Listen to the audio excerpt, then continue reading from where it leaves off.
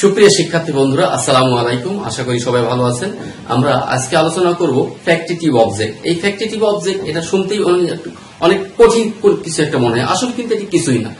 আমরা একেবারে সহজ পদ্ধতিতে এটা বোঝার চেষ্টা করব। তো আসুন আমরা আমাদের ফ্যাক্টিটিভ অবজেক্টের আলোচনায় প্রবেশ করি। ওকে, ফ্যাক্টিটিভ অবজেক্ট এখন আমরা আলোচনা করব ফ্যাক্টিটিভ অবজেক্ট কি। তো এখানে কি বলা হচ্ছে, কিছু কিছু সময় ট্রানজিটিভ ভার্বের অর্থ পরিপূর্ণ করার জন্য অতিরিক্ত অবজেক্টের প্রয়োজন পড়ে। এই অতিরিক্ত অবজেক্টকে আমরা ফ্যাক্টিটিভ অবজেক্ট বলে। অর্থাৎ ফ্যাক্টিটিভ অবজেক্ট এমন একটি অবজেক্ট যেটা ট্রানজিটিভ ভার্বের অর্থ পরিপূর্ণ করার জন্য ব্যবহৃত হয়।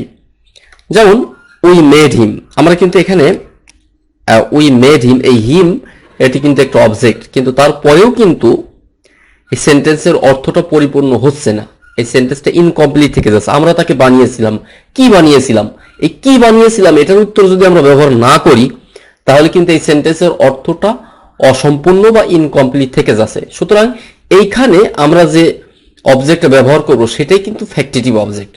যেমন উই মেড হিম কিং, আমরা তাকে রাজা বানিয়েছিলাম, এই কিংটা আসার কারণে এই মেড ভার্বের অর্থটা পরিপূর্ণ হচ্ছে। অর্থাৎ এই যে হিম, এই হিম সম্পর্কে যে অতিরিক্ত তথ্যটা প্রদান করে, অর্থাৎ হিমের অবজেক্ট, এই কিংটা মূলত হিম সম্পর্কে বর্ণনা করছে, এই জন্য এটাকে আমরা বলবো ফ্যাক্টিটিভ অবজেক্ট। এটা কি আমরা এটির আরেকটা নাম দিতে পারি সাবজেক্টিভ কমপ্লিমেন্ট। তাহলে সাবজেক্টিভ কমপ্লিমেন্টকেই আমরা বলি কি ফ্যাক্টিটিভ অবজেক্ট।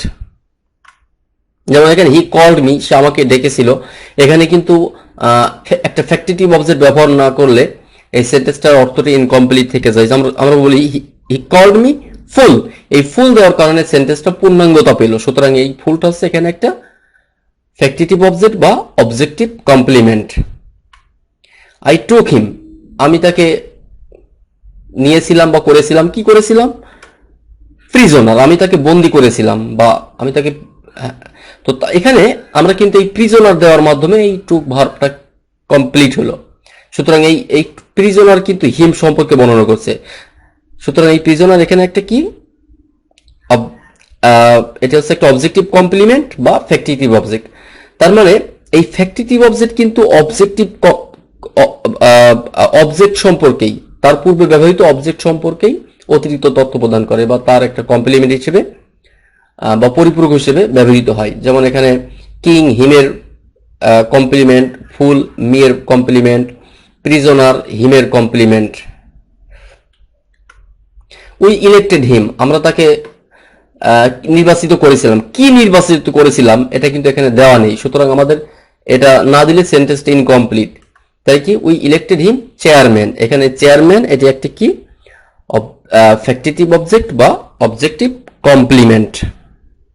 সুপ্রিয় শিক্ষার্থী বন্ধুরা, সবাইকে আন্তরিক ধন্যবাদ জানাচ্ছি আমাদের এই ক্লাসটা দেখার জন্য এবং পরবর্তী ভিডিওগুলো দেখার আমন্ত্রণ জানিয়ে আজকের মতো এখানেই বিদায় নিচ্ছি। আল্লাহ হাফেজ।